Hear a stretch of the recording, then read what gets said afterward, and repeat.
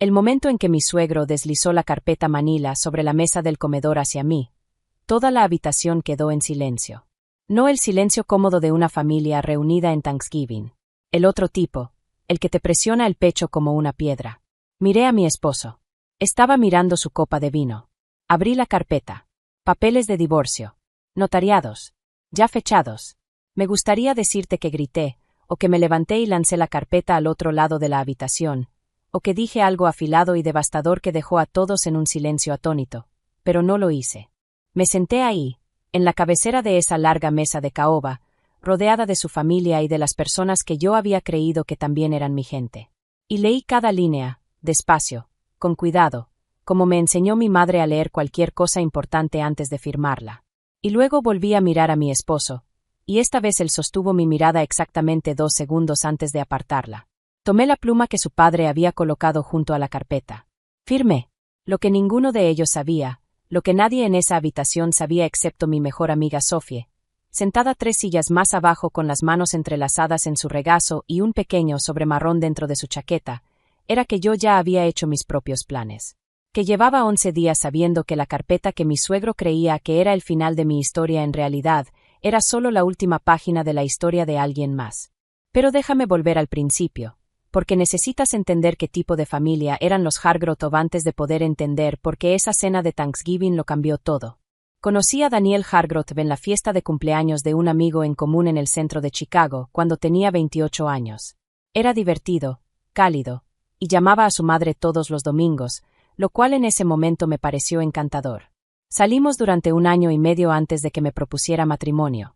Y cuando me llevó a conocer a sus padres por primera vez a su casa en Naperville, una enorme casa colonial de ladrillo con entrada circular y un jardín que parecía necesitar 3 jardineros de tiempo completo, me dije a mí misma que el ligero frío en el apretón de manos de su madre Gloria era solo nervios. Que la costumbre de Mason Hargrove de interrumpirme en la cena era simplemente la forma en que los hombres mayores de su generación se comunicaban.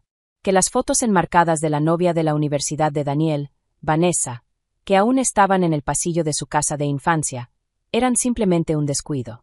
Tenía 30 años cuando nos casamos, era contadora pública certificada, con mis propios clientes, mi propio contrato de renta y mi propia cuenta de retiro. No era ingenua.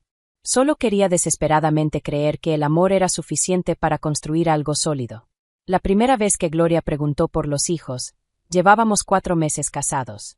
Estábamos en su solarium después de la cena de Pascua, y dejó su taza de té y dijo, muy amablemente: entonces, ¿cuándo podemos esperar buenas noticias? Le dije que estábamos disfrutando ser recién casados y que empezaríamos cuando fuera el momento adecuado. Ella sonrió y dijo, por supuesto. Y luego agregó que el padre de Daniel tuvo a su primer hijo a los 26, que los hombres Hargrove solían querer familias jóvenes. Lo dejé pasar. Para nuestro primer aniversario, las preguntas ya eran un tambor constante. Fiestas, cenas dominicales, llamadas al azar los miércoles que Daniel me pasaba a mitad de conversación con una mirada que decía, por favor, solo encárgate de esto. Gloria mencionaba a los nietos de una vecina. Mason hablaba de legado y de continuar lo que hemos construido. Daniel se sentaba a mi lado sin decir nada. Y después, en el coche, me apretaba la mano y decía, ya sabes cómo son. No lo dicen con mala intención. Pero sí lo decían con intención. A los 14 meses de matrimonio, mi ginecóloga me dijo que tenía síndrome de ovario poliquístico. No era severo, era manejable, pero significaba que concebir podía tomar más tiempo de lo normal y requerir monitoreo y posiblemente medicación. Lloré en el coche durante 20 minutos, llamé a mi madre y luego fui a casa y se lo conté todo a Daniel. Esa noche me abrazó. Dijo todas las cosas correctas. Dijo que no importaba, que lo resolveríamos juntos, que me amaba a mí, no a un calendario. Le creí. Debería haber prestado más atención a la llamada que hizo a su padre la semana siguiente. No escuché todo. Estaba en la cocina cuando su voz bajó en la sala. Y cuando entré, ya hablaba de otra cosa, pero alcancé a escuchar una frase antes de que cambiara de tema. No sé todavía, papá. Simplemente no lo sé. Guardé eso en un lugar al que no quería mirar. El segundo año de nuestro matrimonio fue una erosión lenta. Mason empezó a llamar directamente a Daniel sin pasar por mí para organizar cenas familiares a las que yo no estaba específicamente invitada. Gloria empezó a enviarme artículos sobre hábitos que apoyaban la fertilidad, sin comentario, solo reenvíos sin asunto. En una cena, Mason dijo frente a 6 familiares que esperaba que Daniel tomara una decisión antes de que fuera demasiado tarde. Cuando le pregunté a qué se refería, me miró con algo parecido a la compasión y dijo: «Me refiero a tu futuro, Rachel». Daniel dijo: «Papá, vamos», que fue lo máximo que dijo. Tenía 2 personas importantes en ese periodo: mi madre Linda, que manejaba desde Indianápolis cada 2 meses para llevarme a comer y escuchar sin opinar a menos que se lo pidiera, y Sophie, mi amiga de la universidad, que trabajaba como asistente legal en derecho familiar y que, a lo largo de muchas llamadas largas, había empezado a educarme en silencio sobre cosas que yo decía no necesitar saber. «Solo te estoy informando», decía ella. «La información no te obliga a nada». Yo le decía que estaba exagerando. Ella decía: «Quizá, pero deberías saber que Illinois es un estado de distribución equitativa, que la casa que compraron está a nombre de los 2, y que si Daniel alguna vez». «Sophie, ya sé. Pero déjame terminar». La dejé terminar. Escuché todo y lo guardé en el mismo lugar donde guardé aquella llamada escuchada a medias. La cena de Thanksgiving fue idea de Mason. La llamó una celebración familiar y le dijo a Daniel que era una oportunidad para reunir a todos. Serían 22 personas: los primos Hargrove, el hermano de Daniel y su esposa, el socio de negocios de Mason y su esposa, y varios amigos de la familia. Reservó el comedor privado de su club, una sala con paneles de madera, retratos al óleo en las paredes y un encargado de guardarropa que conocía a todos por nombre. Llevaba un vestido azul marino y los aretes de perlas de mi abuela. Llevé una botella de vino que me había costado demasiado. Sonreí a todos al llegar. Sophie estaba ahí porque ella y Marcus, el primo de Daniel, habían estado saliendo por varios meses. Se sentó a mi lado durante el cóctel y dijo poco, pero en un momento se inclinó y preguntó: «¿Cómo te sientes?» «Bien», dije. «Bien. Mantente bien. Pase lo que pase esta noche, mantente bien». La miré. «¿Qué quieres decir?» «Lo que pase, Rachel». Gloria apareció a mi lado con un blazer color champán, besando el aire junto a mi mejilla. «Te ves preciosa. Ven a saludar al socio de Mason, Harold. Ha estado preguntando por Daniel». La seguí y perdí a Sophie entre la multitud. Pasé los siguientes 40 minutos haciendo conversación sobre bienes raíces comerciales, la temporada de los Bears, y si el chef del club había cambiado la receta del relleno. Y me dije que Sophie otra vez estaba exagerando. Nos sentamos a cenar a las 7. Mason estaba en la cabecera.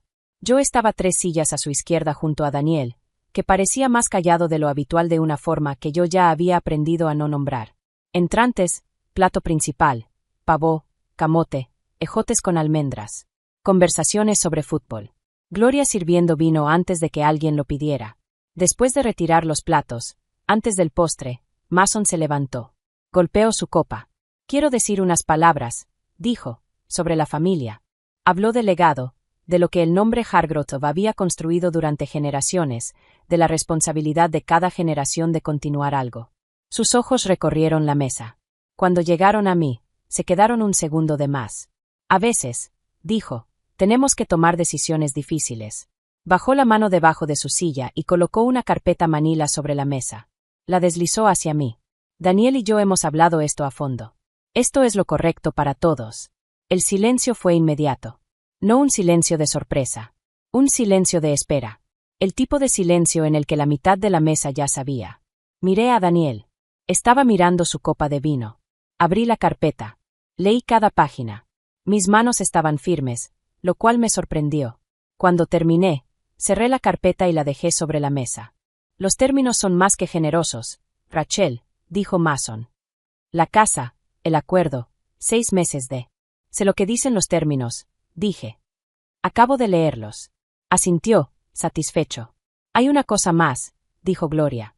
Se levantó, caminó hacia la entrada y llamó a alguien. Una mujer entró. Tal vez 26 o 27 años. Cabello oscuro, vestido verde, zapatos caros. Sonrió con la seguridad de alguien que ha sido entrenada exactamente para sonreír en esa habitación. Caminó hasta el lado de Daniel. Se inclinó y le susurró algo. Los aretes de perlas que llevaba brillaron bajo la luz. Los reconocí. Eran de Gloria. Los que me había mostrado 18 meses atrás, diciendo que eran de la familia Hargrove desde hacía 3 generaciones, diciendo que esperaba pasarlos algún día. Ya los había pasado. Solo que no a mí. «Ella es Vanessa», dijo Mason, Daniel y Vanessa se conocen desde hace mucho. Es una mujer maravillosa. No necesita tu presentación, dije. Daniel parpadeó. Tomé la pluma. Firmé los papeles de divorcio. Cada página, cada línea que requería una firma, la tomé con calma, una por una. La habitación siguió tan en silencio que podía oír, a lo lejos, la radio apagada del encargado del guardarropa reproduciendo algo de jazz por el pasillo. Cuando terminé, cerré la carpeta y la coloqué de nuevo frente a Mason. Miré a Daniel una última vez. Podrías haber hablado conmigo, dije. Eso era todo lo que siempre necesité de ti. Que simplemente hablaras conmigo. Él no dijo nada. No esperaba que lo hiciera, pero necesitaba decirlo de todos modos, para mí misma, para saber que lo había dicho. Doblé la servilleta. Empujé mi silla hacia atrás. Entonces Sophie se levantó. Sophie había estado tan callada durante todo el tiempo que creo que la mayoría de la mesa había olvidado que estaba allí. Estaba 3 sillas más abajo, entre Marcus y Harold, el socio de Mason, y había permanecido durante toda la escena con las manos en el regazo, sin tocar el postre, sin beber el vino. Ahora estaba de pie y metía la mano en su chaqueta. Antes de que Rachel se vaya, dijo, «Tengo algo para Mason». Su voz era completamente firme. Sacó un pequeño sobre marrón y lo sostuvo sobre la mesa. Mason lo miró, luego a ella, luego a mí. «¿Qué es esto?» «Ábrelo», dijo Sophie. No se movió. Era un hombre acostumbrado a ser quien entrega cosas, no quien las recibe. Se quedó mirando el sobre como si pudiera morderlo. Su esposa, Gloria, dijo suavemente. «Mason». Finalmente lo tomó. Lo abrió. Observé su rostro. Había visto el contenido 11 días antes. Cuando Sophie vino a mi apartamento a las 9 de la noche, se sentó frente a mí en la mesa de la cocina, colocó una pila de documentos entre las dos y me dijo, «Necesito que los veas. Y necesito que seas valiente». Había sido valiente. O lo había intentado. El primer documento era un historial médico de una clínica de urología en Evanston, de 4 años antes de que Daniel y yo nos conociéramos. Un registro de una vasectomía bilateral realizada de forma electiva a un paciente de 31 años. El nombre estaba escrito en tinta negra. Daniel. Nunca me lo había dicho. Ni cuando salíamos. Ni cuando nos comprometimos. Ni cuando su familia pasó 2 años tratándome como si mi cuerpo fuera un aparato defectuoso por no producir un hijo en su cronograma. Nunca me había dicho que había tomado una decisión permanente y privada de no tener hijos. Y luego había observado en silencio cómo su padre me culpaba a mí por la ausencia de algo que su propio hijo había hecho imposible. El segundo documento era una prueba de embarazo positiva. Mía. Con fecha de 11 días antes. Confirmada por mi médico con análisis de sangre y una ecografía donde había algo pequeño y real, con latido, que vi en un monitor mientras las lágrimas me caían por la cara, con Sophie sujetándome la mano y mi madre al otro lado. 8 semanas. La matemática, como Sophie me explicó con su voz tranquila de asistente legal, era simple. La vasectomía de Daniel tenía una tasa de fallo inferior al 1%. Y aún así, ahí estábamos. Ocurre, dijo mi médico, sorprendido. Raramente, pero ocurre.